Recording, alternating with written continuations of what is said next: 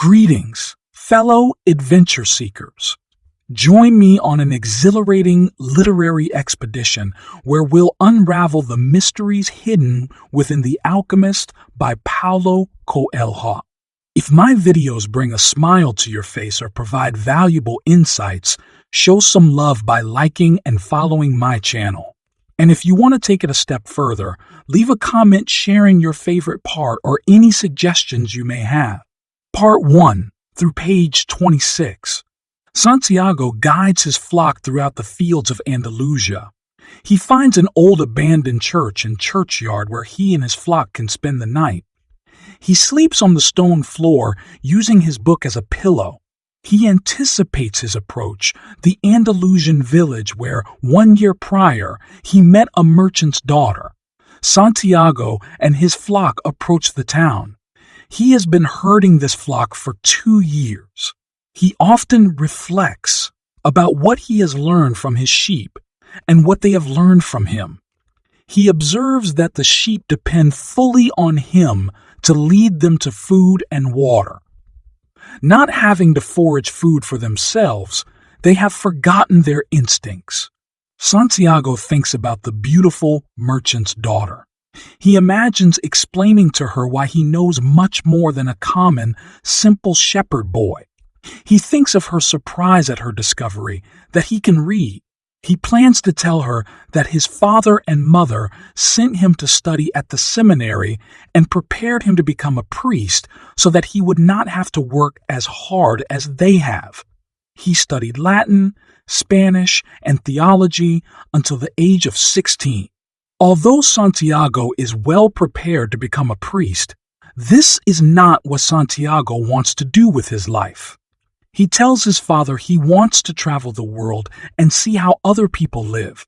His father tells him that among the people he knows who have traveled the world, they always come back thinking that they had it better where they were. His father says that people who travel have money to do so, and that the only ones among their people who have traveled are the shepherds. The boy tells him would like to become a shepherd. The boy's father then gives him 3 ancient Spanish gold coins he has found in the field and was saving for him. He tells him to buy a flock of sheep and go into the world. He is sure his son will return one day, having decided that his home is better than anything else he has seen in his travels. In his father's eyes, the boy observes the buried hint of an old desire to see the world. As the boy prepares for his meeting with the merchant's daughter, he reflects that it's the possibility of having a dream come true that keeps life interesting. As Santiago prepares to see the merchant's daughter, he goes to see an old gypsy woman who interprets dreams. He tells her about a dream he has had twice where a child comes to play with his sheep and then transports him to the Egyptian pyramids. Just as the child is about to show him where he will find a hidden treasure, he wakes up. The old woman interprets his dream as saying that Santiago should go to the Egyptian pyramids because there he will find a great treasure. He is disappointed in the interpretation, but she has already said she will not charge him for it. Instead, she demands that he promise to give her 1/10 of his treasure when he finds it. The boy leaves the gypsy, relieved that he has not had to pay her. He tells himself that he will never again believe in dreams. After Santiago leaves the old gypsy woman, he runs his errands and then finds a seat on a bench in the plaza. He meets an old man who turns out to be a king. When Santiago wonders why a king would bother talking to a shepherd, the king explains that he is appearing because the boy is on the verge of giving up just as he has discovered his destiny. The old man tells him that a person's only real obligation in life is to realize his destiny. He demands that the boy give him 1/10 of his flock if Santiago is serious about learning more about his hidden treasure. Part 2 through page 50. Santiago thinks about his discussion with the old man. He is annoyed that the old man was right about his being on the verge of giving up just as he finds his destiny. Wandering around the city, He approaches a ticket seller, but he does not buy a ticket to Africa, where he knows the Egyptian pyramids are. He knows that he could buy a ticket with the money he could make from selling only one of his sheep. As he stands at the ticket window, he decides to go back to shepherding his flock. He muses that neither the old gypsy woman nor the old man understand what it means to have a flock of sheep depend on them. As Santiago imagines staying on with his flock, the wind intensifies. He becomes envious of the wind's freedom to travel. Aware that nothing but himself is holding him back, he changes his mind. He decides that his flock, the beautiful girl and the fields in which he had been herding his sheep, are all only steps along the way to his destiny. He gives 1/10 of his sheep to the old man. A friend buys the remainder of his flock. The old man confirms what the gypsy has said, that his treasure is at the Egyptian pyramids. Although Santiago already knows that, he tells Santiago about the principle of favorability that creates beginner's luck, and he says that when people really want something, the universe conspires to see that they get it. Life wants people to achieve their destiny. The old man gives him 2 oracle stones called Urim and Thummim. He advises Santiago to follow the omens and think for himself. Whenever he cannot understand the omens, the old man assures him that the stones will help. He reminds him to follow his destiny through to its conclusion. Before Santiago departs on the ship to Africa, the old man tells him a story about a boy who is sent to learn the secret of happiness from the wisest man in the world. Santiago concludes from the story that although a shepherd may travel the world, he should never forget about his sheep. In the port town of Tangier, Santiago meets a boy about his own age who offers to help guide him to the pyramids. His new friend tells him that he must buy 2 camels for the journey across the Sahara Desert. Santiago has handed over all his money to his friend, and while they make their way through the fascinating and crowded marketplace, his new companion disappears with his money. The sun is setting. The marketplace has emptied, and Santiago breaks down in tears because he has been robbed and is in a strange place. He has nothing left except his jacket, his book, and the 2 precious stones. The stones give him the feeling that the old man is still with him, and he is comforted. As he looks around the empty marketplace, he reflects that this is what he wanted, to see new places. He chooses to perceive himself not as a victim of circumstances, but as an adventurer on a quest for his treasure. Santiago wakes the next morning at the marketplace, where he fell asleep the night before. He helps a merchant assemble his stall. Later, he thinks about the fact that although the 2 of them speak different languages, they understood each other. He thinks there must be a language that goes beyond words, such as the one he speaks with his sheep. A crystal merchant in Tangier, whose business is not doing well, agrees to allow Santiago to clean his windows in exchange for lunch. He offers Santiago a job in his shop, and Santiago agrees to clean every piece of crystal all night in order to earn the money he needs to go to earn the money he needs to go to Egypt the following day. The crystal merchant laughs at him, saying that it would be impossible for him to earn that amount of money even if he worked for a year. He says he will give him the money he needs to go back to Spain. Santiago agrees to work for the merchant so that he can buy another flock of sheep. Part 3, through page 83. Santiago begins working for the crystal merchant and receives a good commission for selling each piece. He wants to make more money in order to buy some sheep and realizes that it will take him a year at the rate he is going. He offers to build a display case to place outside and attract more customers. The crystal merchant does not like things to change, and he resists Santiago's attempt to change things. After some reflection and discussion, He gives Santiago his approval to build the display case. Within 2 months, the display case is a big success, bringing many customers into the shop. In another 6 months, Santiago will be able to afford to return home and buy twice the amount of sheep.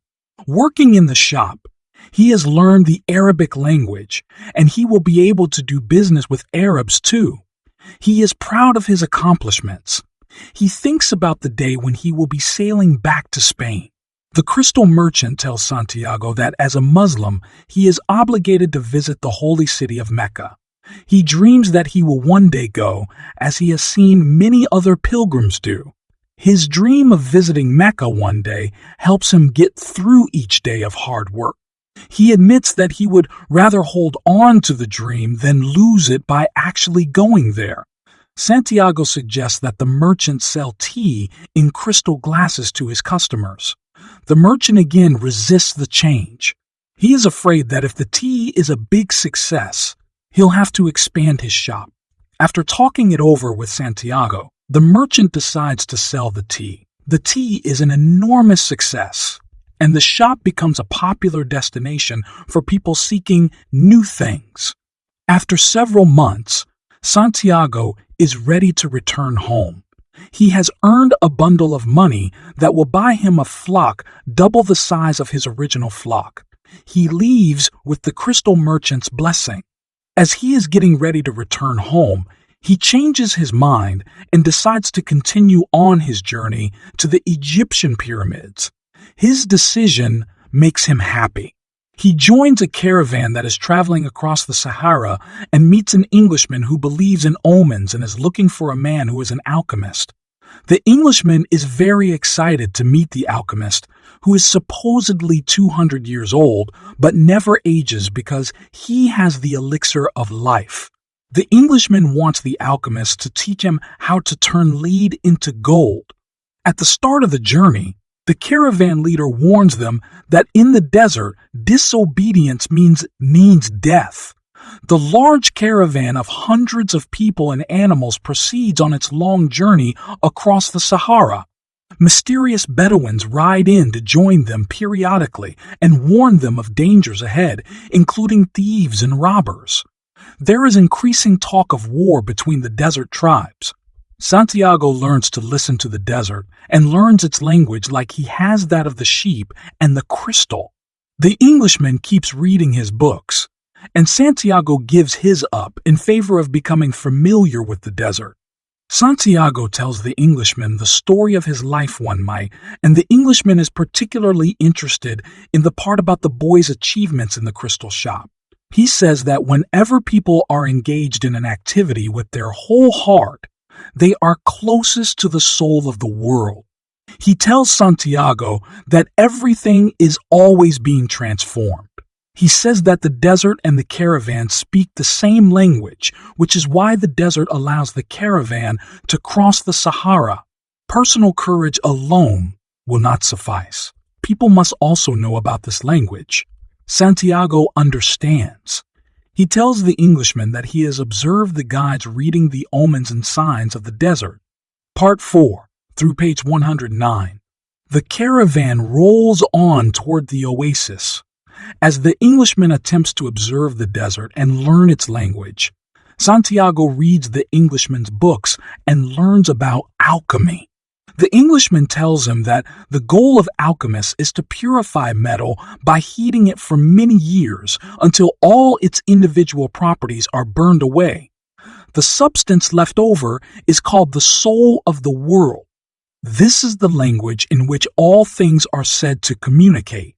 The discovery itself, he says, is called the masterwork.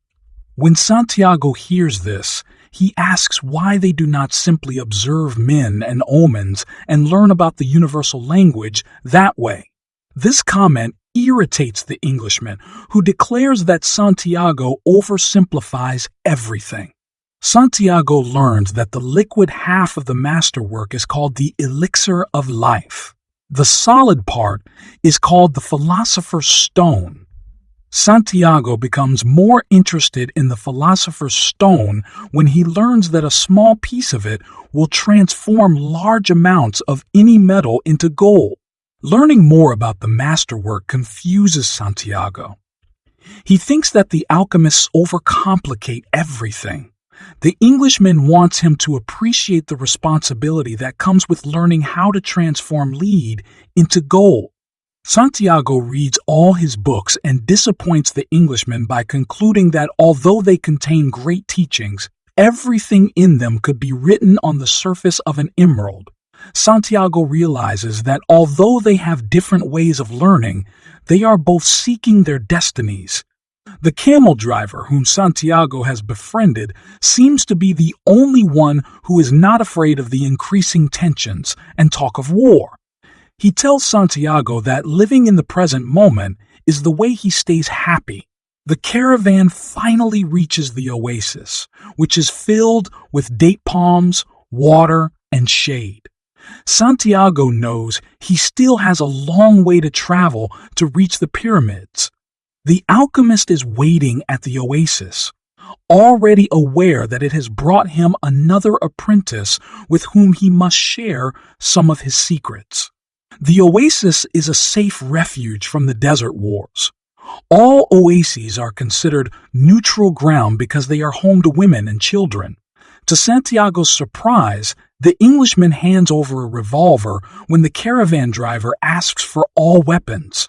He tells Santiago that it helps him to trust in people. The Englishman, who is anxious to finally meet the alchemist, asks Santiago to help him locate the alchemist. They have some difficulty finding him. Santiago then meets a beautiful girl at the well. Their eyes meet and she smiles. He falls in love with her at first sight. He recognizes love as the language of the world. He asks if she knows where the alchemist lives. She points him in the right direction. Later, the Englishman tells Santiago about his meeting with the alchemist. When he said that he wanted to learn how to turn lead into gold, the alchemist simply told him to try doing it. Santiago feels sorry for the Englishman, but encourages him to try. The caravan driver tells them that there is no way of knowing how long this war will last. It is a battle for the balance of power, not a war between good and evil. He says Allah is on both sides. When the Englishman builds a furnace outside his tent and begins taking the first steps toward turning lead into gold, Santiago notices that he has gained enthusiasm and energy that reading his books never gave him. While Santiago contemplates love without ownership, he spontaneously finds himself able to read the soul of the world in a flight of hawks. The vision shows him an attacking army. He senses that he has seen an omen about something that will definitely occur. He tells the camel driver about his vision, and the camel driver relates a story about having gone to a seer or wise man in order to learn the future. The seer told him that the future is rarely revealed, and then, only because God wants it to be altered, disturbed by the omen, Santiago decides to go tell the chiefs of the desert tribes about it. Part 5, through page 134. The tribal chieftain tells Santiago a story about the tribe's tradition, which says that the oases are neutral ground and therefore safe from attack. However, he assures Santiago that they always listen to the omens of the desert, and so he tells him that the next day they will break the commitment of carrying no arms at the oasis and be on the alert for enemy. He promises to reward Santiago with gold pieces if he has read the omens correctly.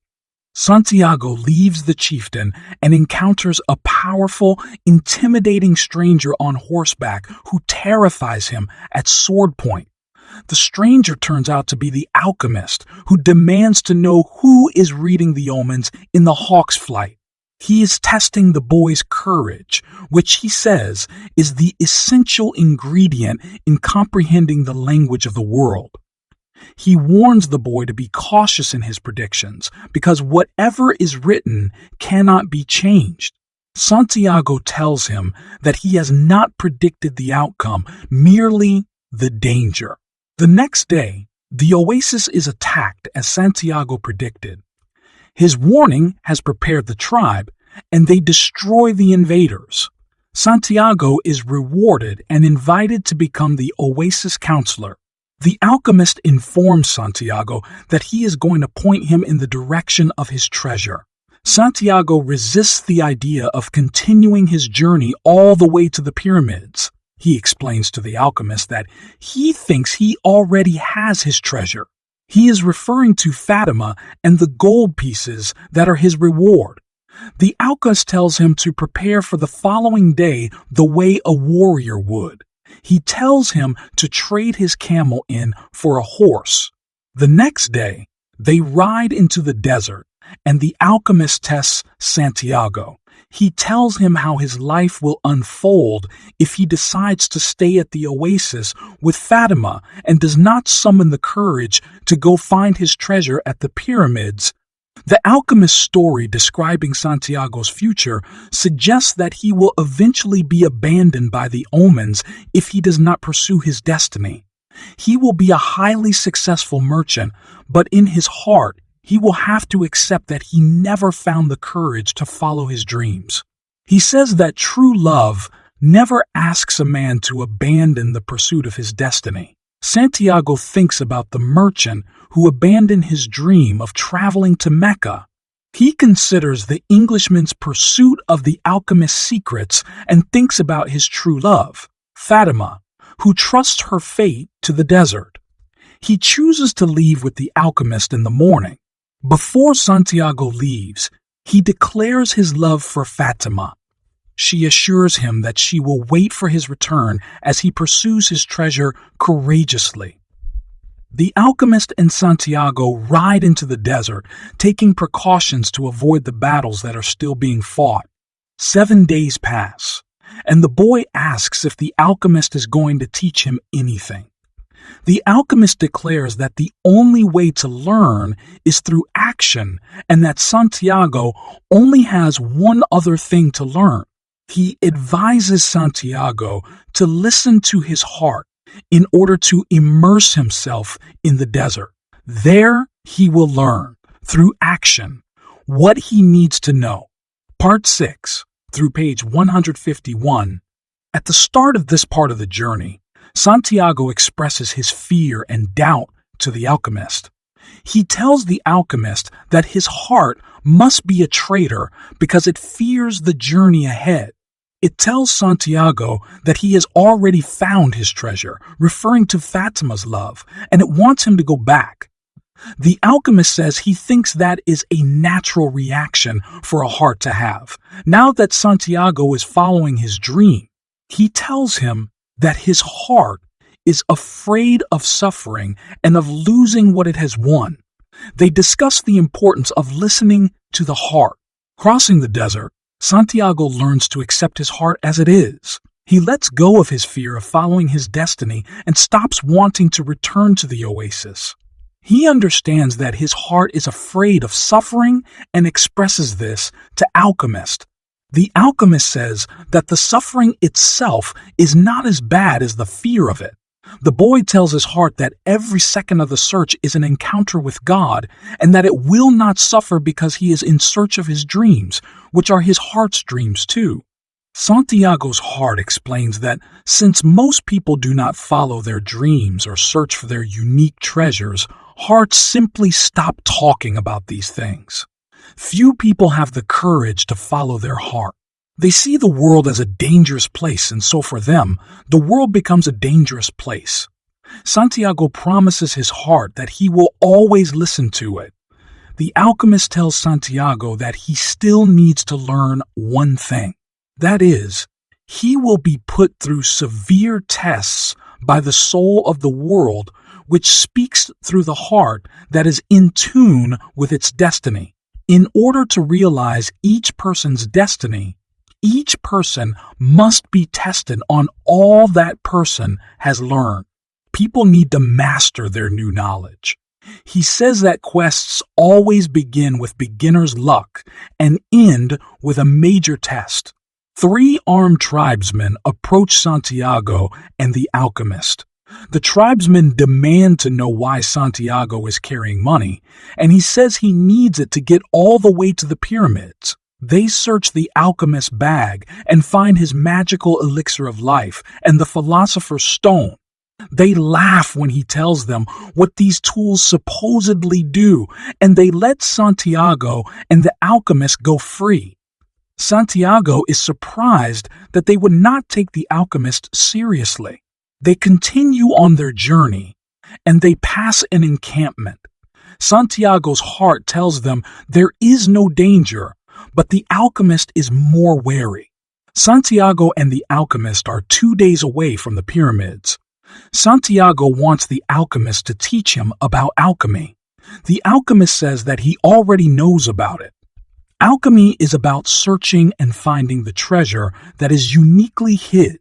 He tells Santiago that everything in the universe has evolved, and somehow gold came to represent the highest point of evolution. However, it symbolizes conflict instead of evolution. Santiago wants to know about turning lead into gold. The alchemist tells him that although it is possible, the alchemists who are ready to do that are very rare. He concludes by saying that anyone interfering with the destinies of others will not ever reach his own. The next day, Santiago and the alchemist are captured as spies. Fearsome tribesmen take them prisoner. The alchemist explains to the chief that they are not spies. He tells him that he is a guide for Santiago. He then proceeds to tell the chief that Santiago is a powerful alchemist who possesses the ability to turn himself into the wind. He assures the chief and his men that Santiago could destroy their entire oasis if he chose to. Then he gives them all of Santiago's money, saying that it was meant for them as a gift. The tribesmen want to see the boy turn into the wind. The alchemist and Santiago are given 3 days to prove that Santiago can turn himself into the wind. Santiago is terrified and full of disbelief that the alchemist has put in this dangerous position. The alchemist's matter Afakli tells Santiago that now he will have to learn to turn himself into the wind to save his own life.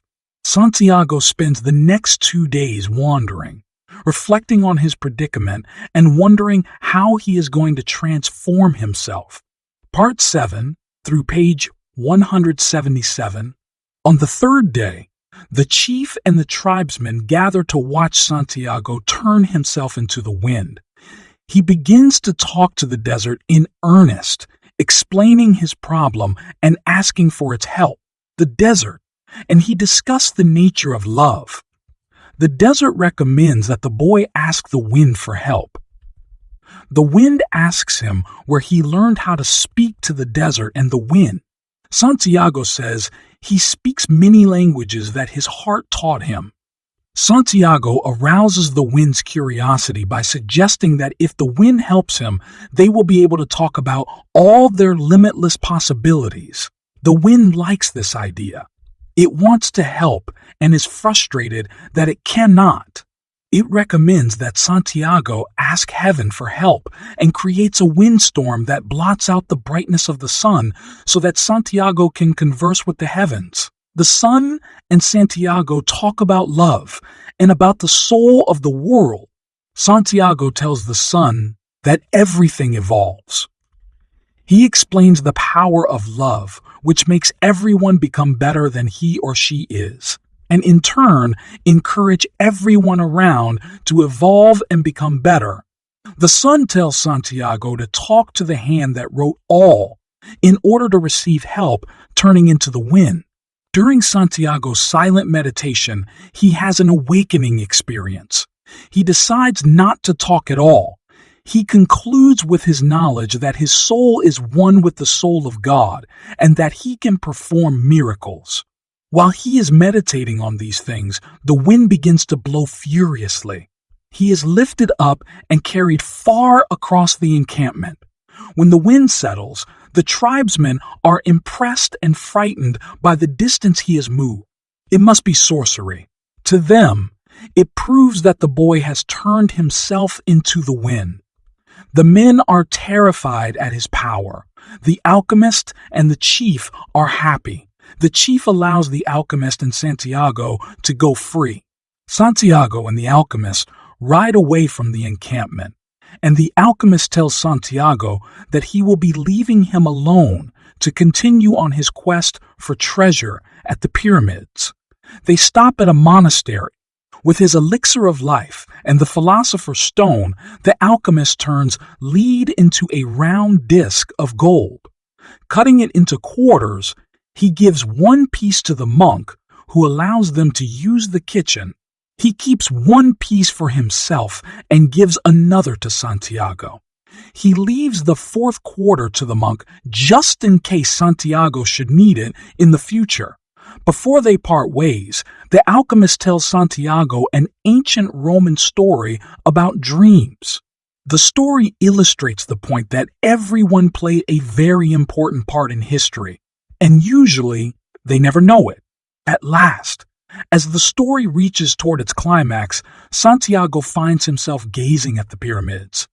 The moonlight on the desert sand is beautiful, and the pyramids are majestic. He is brought to tears. He thinks about his many gifts and the knowledge he has learned along the way. He reminds himself that even though he feels like he has everything he wants, he needs to complete his search. He still wants to find his treasure. He begins digging where he sees an omen on the sand. Suddenly, people appear standing very near to him. They tell him they are refugees from the desert wars who need money. They approach and threaten him, demanding that he keep digging for the gold. They demand to see what he is hiding, and they take the gold that the alchemist gave him. He digs all night long, but the wind keeps burying his hole up with sand. When the refugees see that he is not uncovering any more gold from the hole he is digging, they turn violent and beat him up. Santiago is exhausted, hurt, and miserable. He tells them that he is digging for treasure and that he is digging for treasure and that he dreamed twice about finding his treasure there. As the refugees are leaving, their leader tells Santiago about a recurrent dream he also had. He says his dream told him to go to a ruined church in Andalusia, a place where sheep and shepherds slept, and he would find a buried treasure underneath a tree in the old sacristy. He tells Santiago that he would never have been so stupid as to cross a desert to find out. The refugee tells him this dream with the intent to make Santiago feel stupid. Instead, Santiago is filled with energy and hope. In the epilogue, Santiago returns to the old ruined church and digs for his treasure. Uncovering a chest of Spanish gold coins, precious stones, and other treasures, he realizes that they are the spoils of a long-forgotten war. He thinks about everything he has learned from the journey he has been on and from the people he has met. He is charmed by the touch of Fatma's kiss, a feeling that is brought to him on the wind. He anticipates returning to her,